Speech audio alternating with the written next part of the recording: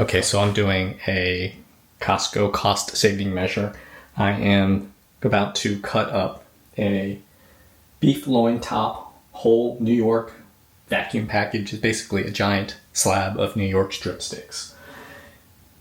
$120 worth at $9.99 a pound, and that's 12 pounds in case you didn't feel like doing any maths. This is what we're about to cut up.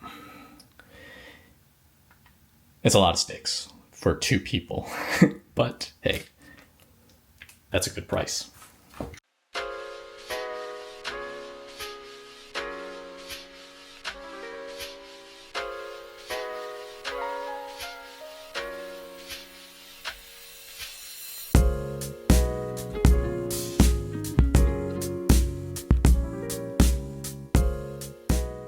Okay, so if you're easily grossed out, don't watch this.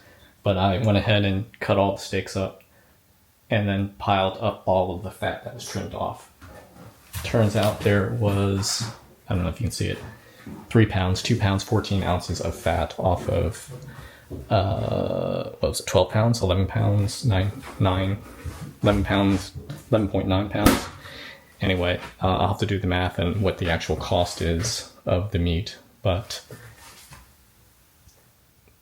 sorry, don't want to do the gross fat part, but that's nicely trimmed steaks. They're about 12 to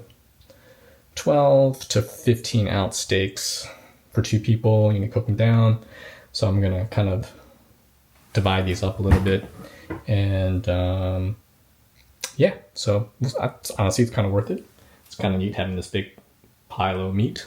And at $9.99 a pound, so it ends up probably being, hang on, actually let me figure that out. Math, it's 13.33 cents a pound versus 9.99 originally. So I think at the store it's probably like $15 a pound. You save a couple bucks a pound. Still kind of worth it.